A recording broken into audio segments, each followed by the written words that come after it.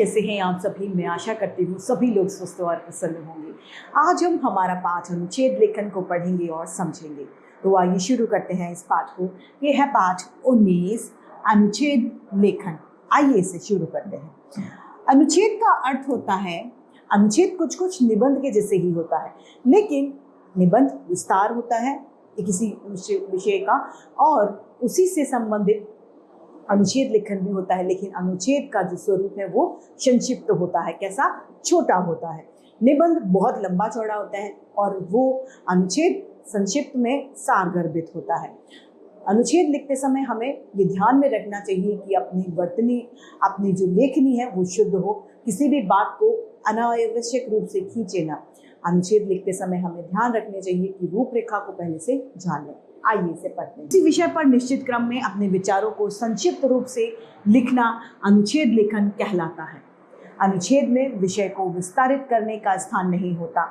अनुच्छेद में संक्षिप्त यानी सारगर्भित तथा अपने आप में पूर्ण किसी विषय का प्रतिपादन किया जाता है। अनुच्छेद में निबंध की तरह विचारों की श्रृंखला नहीं होती और निबंध की तुलना में अनुच्छेद बहुत छोटा होता है। अनुच्छेद 3 वर्गों में बांटा जाता है। पहले आरंभ यानी शुरुआत, मध्य भाग, बीच का हिस्सा और अंत यानी अंत। आरंभ को भूमिका या प्रस्तावना भी कहते हैं। इसमें विषय का साधारण परिचय दिया जाता है। मध्य भाग में विषय का विस्तार किया जाता है। आखिर में यानी अंत में उपसंहार लिखते हैं। इस भाग में विषय का निष्कर्ष दिया जाता है।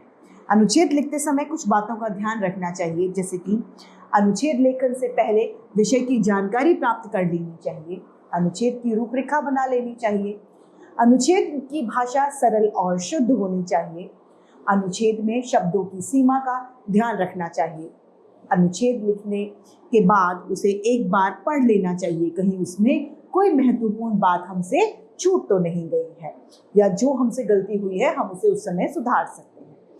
पहला अनुच्छेद का उदाहरण यहाँ पर दिया है, बाल मजदूरी। विद्यालय आते जाते हम रोज ही कई बच्चों को चाय की दुकानों पर कप धोते, सड़क पर कूड़ा बीनते या कोई और छोटा कार्य करते देखते हैं। गरीबी के कारण ये बच्चे विद्यालय यानी स्कूल न जाकर अपना व परिवार का पेट पालने के लिए मजदूरी करते हैं। जिन नाजुक हाथों में किताब और कलम यानी पेंसिल होनी चाहिए थी,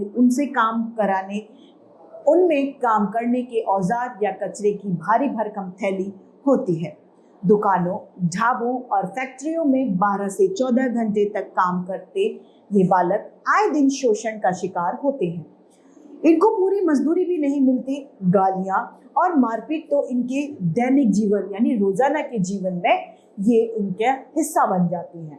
बचपन में इतना परिश्रम यानी इतना मेहनत, आधा अधूरा खाना और शिक्षा के अभाव के कारण ये युवा अवस्था यानी बड़े होने में भी कई बीमारियों के शिकार हो जाते हैं। बड़े होते होते इनमें कई तरीके की बीमारी लग जाती है। इनका जीवन भी जल्दी ही समाप्त हो जाता है। वास्तव में इनका जीवन किसी अभिशाप यानी किसी श्राप से कम नहीं होता।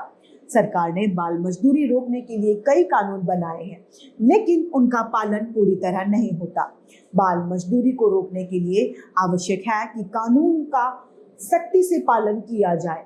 यदि कोई व्यक्ति किसी बच्चे से मजदूरी कराता हुआ मिले तो हमें उसे तत्काल उसका विरोध करना चाहिए। दूसरा अनुच्छेद यहाँ पर दिया गया है, इंटरनेट का महत्व। इंटरनेट उस तकनीक का नाम है जो दुनिया भर के कंप्यूटरों को आपस में जोड़ती है। इंटरनेट कनेक्शन के माध्यम से सभी अपनी जानकारियां कंप्यूटर के द्वारा एक दूसरे को बांट सकते हैं। इंटरनेट के आविष्कार के बाद तो लोगों के पास सूचना व जानकारी का भंडार है। जितने ताज़ा समाचार और नवीनतम जानकारी इंटरनेट पर तीव्र गति से उपलब्ध हो जाती हैं, उतनी तो टीवी और अखबार भी नहीं दे पाते। आजकल तो इंटरनेट से रोजमर्रा के काम, बिल भुगतान, बुकिंग आदि पलक झपकते ही घर बैठे होने लगी हैं। विद्यार्थी भी अपने विषय व पाठ्यक्रम की जानकारी, प्रश्न पत्र का प्रारूप आदि सभी कुछ इंटरनेट पर देख सकते हैं या ले सकते हैं।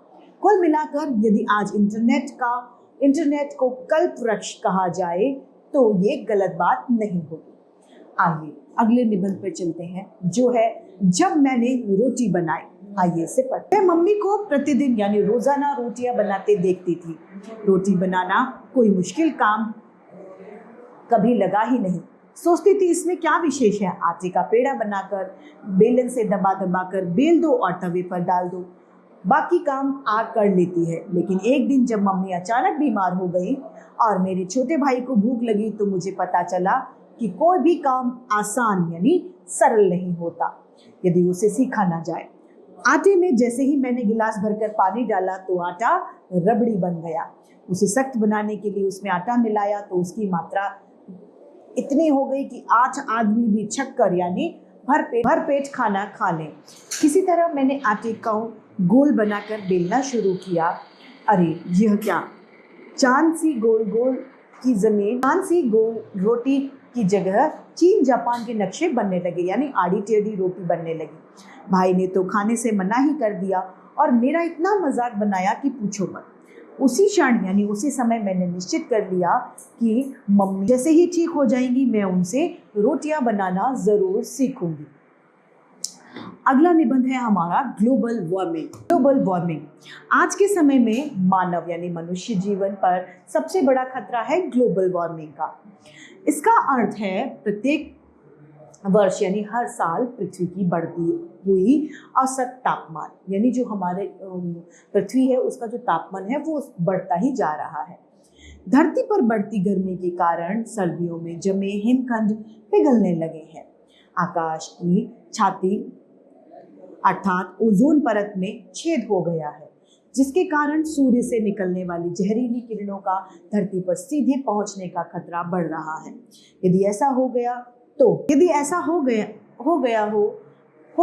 तो विकिरण के कारण धरती पर रोगों की बाढ़ आ जाएगी और असमय होने वाली मौतों की संख्या बढ़ जाएगी। दरअसल बढ़ती जनसंख्या और निरंतर समाप्त होते जंगल यानी लोग क्या कर रहे हैं, जानबूझ करके जंगलों को अपने स्वार्थ के लिए काट रहे हैं, उसी की वजह से ये और बढ़ता जा रहा है।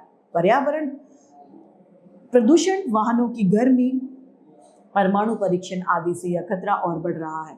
फलस्वरूप पृथ्वी पर सभी तत्वों का संतुलन बिगड़ रहा है। इससे बचने का उपाय भी स्वयं मनुष्य के हाथों में है। अधिक पेड़ लगाए जाएं, वनों को काटने से रोका जाए और बढ़ते प्रदूषण को नियंत्रित किया जाए तो पृथ्वी को सुरक्षित रखा जा सकता है। इसी के साथ ये पाठ समाप्त होता है और मैं उम्मीद करती हूँ सभी को ये समझ में आया होगा। आज के लिए इतना ही, फिर मिलते हैं। धन्यवाद।